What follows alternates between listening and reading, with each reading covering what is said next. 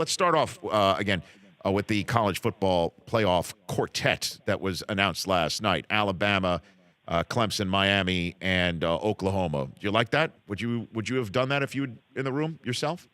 Yeah, that's a good 4. I was really eager to see if they were going to jump Miami all the way up to 2, because I thought that might happen, being undefeated. I did hear the explanation later. They hadn't played anybody tough on the road. Mm-hmm. So, okay, I can, I'll live with it. There's still plenty of time.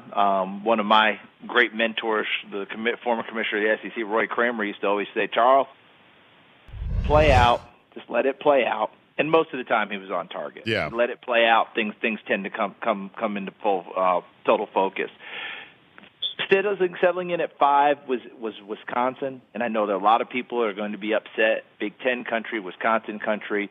Their schedule has hurt them so far. They get Michigan this week. At least they're a brand name team, even though they're borderline top 25 right now. And I'm not taking any shots, Rich. No, I know.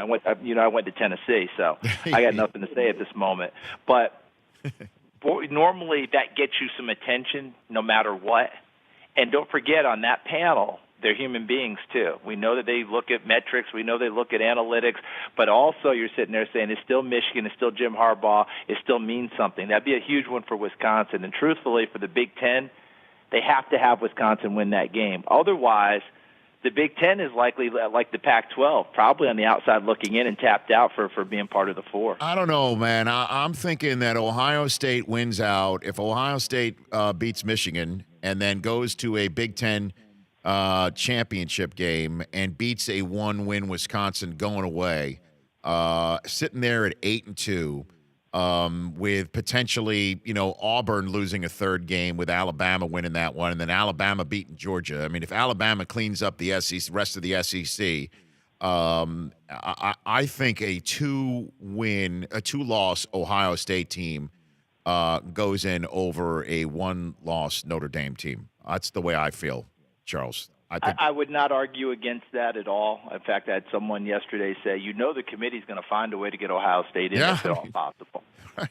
So, the cynical side of everyone kicks in, but that path is there.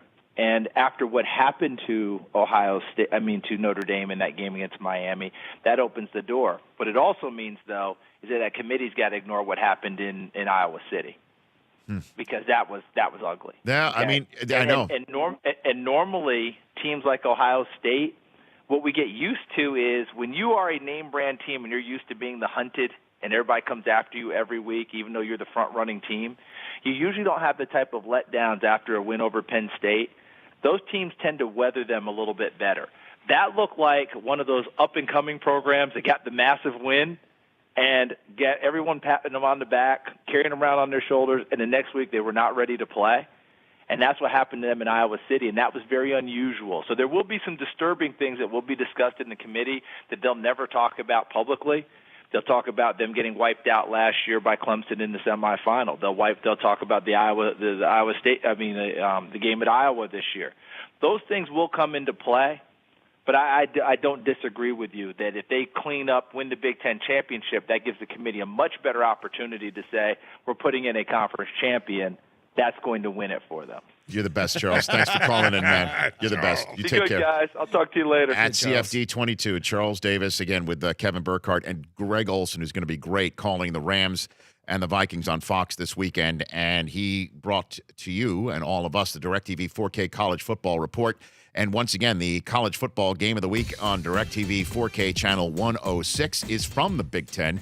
Nebraska and Penn State in the beauty and magic and glory of 4K Ultra HD on Channel 106 this Saturday at 4 p.m. Eastern Time, 1 p.m. Pacific. It's the DirecTV 4K College Football Game of the Week only on DirecTV, Nebraska and Penn State. The Rich Eisen Show, weekdays at noon Eastern on Audience.